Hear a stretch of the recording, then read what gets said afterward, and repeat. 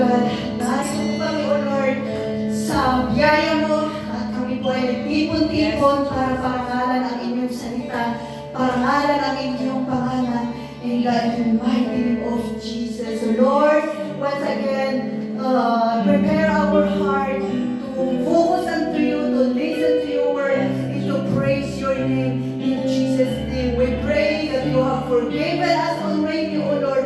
You have cleansed us our heart, and we are ready to receive your word, and we are ready, O Lord, to praise your holy name in the mighty name of Jesus. We thank you, Father. We thank you, Holy Spirit. In Jesus' name, amen. So Lord, tayo po ay magpatuloy na manalangin sa prayer of intercession. Hallelujah, yes, Lord.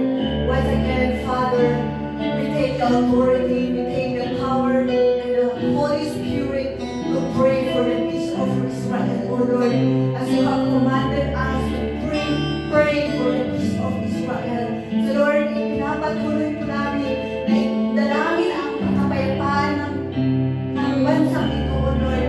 Na ikaw, O Lord, ang magpatuloy na magbigay ng liwanag sa bansang ito, O Lord, simula sa kanilang presidente hanggang sa pinakamama, Lord.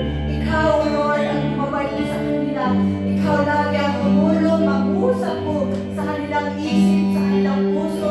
At Lord, buksan mo ang kanilang mga mata para makita yung kapangyarihan na pinagkakaloob mo po sa kanila, O Lord. And every decision that we are going, na ginagawa po nila, Lord, let it be na ikaw din po, Lord, ang magbigay ng knowledge and wisdom para lahat ng kanilang ginagawa nito, Lord, ay laging magtatagumpay sa pangalan ni Jesus, O Lord.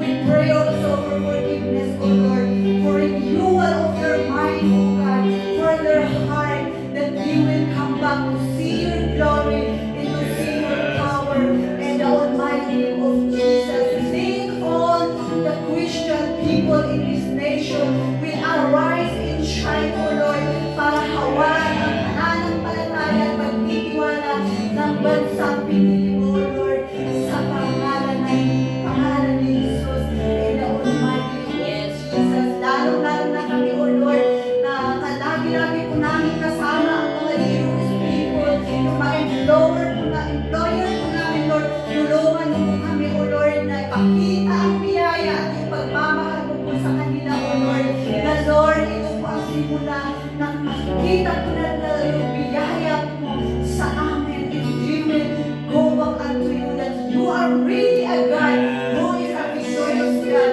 in who have chosen them, that really that you are the Father of Abraham, Isaac, and Jacob, in Jesus' name, in Jesus' name. So let it be, O Lord, that all of OFW who is believing unto you you will use them mightily to show your glory in Jesus' name, in Jesus' name. So Lord, patuloy po kami, O Lord, na tulungan, O Lord, kung paano namin po sila ma-empower, O Lord, paano po namin mapapakita yung biyaya mo, yung pagmamahal mo sa amin, paano po namin sila maaalagaan ng tama, O Lord, kahit may mga hallelujah, yung mga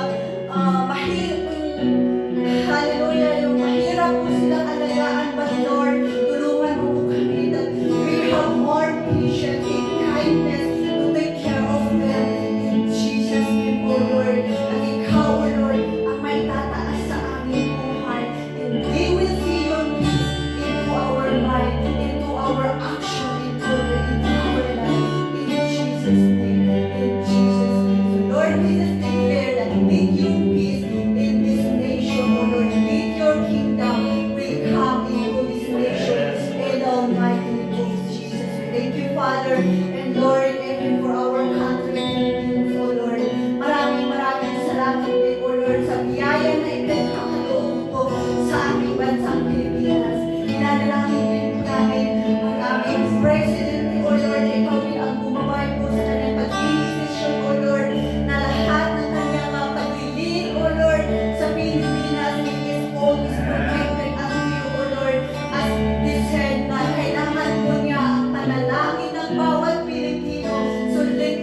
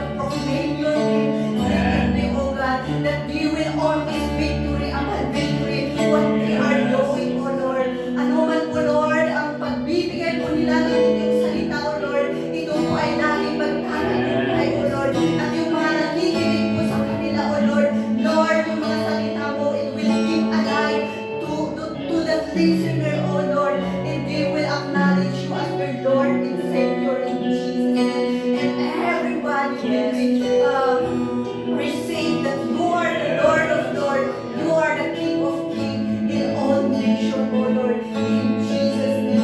Tulungan mo po sila, O Lord, patuloy mo po silang pag-akawin, O Lord, and whatever their needs, provide it according to your needs.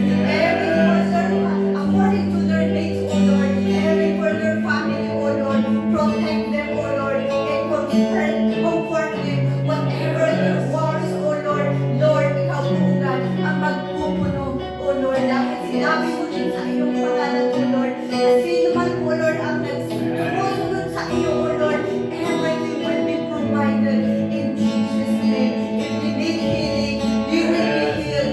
If they need financially, O Lord, you will provide according to your purpose in Jesus' name. So thank you, O Lord, that hindi mo sila magkukulang, O Lord, but your blessing will be upon them in the almighty name of Jesus. We thank you, Father.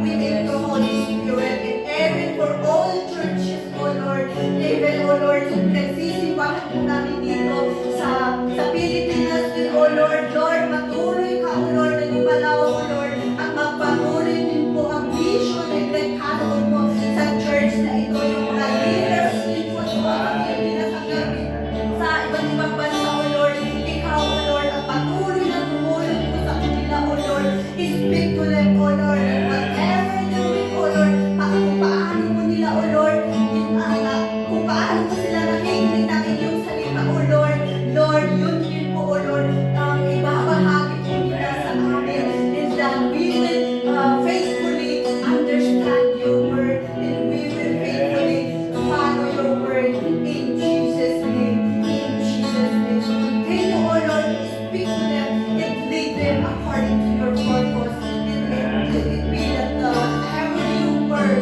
will be ang handles and dadaloy po sa kanila ang inyong salita, and even for us as a listener, O Lord, and we will all transform that whatever your plan, it will happen into this word, that every tongue will confess that you are the Lord of Lords, and every knee will bow down that you are the Lord of Lords, through the glory of our Father, in Jesus' name, in Jesus' name. And Lord, nataas mo din po, Lord, yung church na ito, Lord, kami lahat kasama-sama, O Lord, continue, O Lord, to mold us, O Lord, continue, O Lord, to strengthen our faith, O Lord, that we will be together to increase our faith by faith, O Lord, not by sight, O Lord. Ano man, O Lord, ang pagkukulang ng bawat isa, Lord, kami po, O Lord, nag-aangatan, O Lord, kami po ay nagtutulungan para ikaw ang aming itaas sa aming buhay, O Lord, in Jesus' name. Ano man po, O Lord, yung desire po namin simula na naglalala po namin, Lord, hindi po ito magbabago, but we are more deeply on fire to glorify your name in Jesus' name. We convict us, O Lord, that we will always remember to prioritize you in the almighty name of Jesus. Help us, O Lord, if we forget to prioritize you in the almighty name of Jesus. Ano man po, Lord, ang nararamdaman ng bawat isa, Lord, continue to speak to us, O Lord, that you are a healer, God, O Lord. As we praise you, O Lord, our sicknesses, O Lord, na nararamdaman po namin, O Lord, lahat ng ito nagkasanggal, O Lord, dahil naniniwala po kami na ikaw, O Lord, ang Diyos ng makapangyarihan, nagbibigay ng kagalingan sa lahat ng aming nararamdaman, O Lord. So Lord, let it be, O Lord, na patuloy kang mangusap sa bawat isa, and everything we do, it will be victory, O Lord. Everything we cry out to you, O Lord, it will be answered according to your will, in Jesus' name. So Lord, patuloy kang gumanap, O Lord, and let it be that the power of the Holy Spirit will always be in our heart, in Jesus' name. Thank you, Father, O Lord. Continue, O Lord, to humble ourselves na wala kami ibang pagmamahal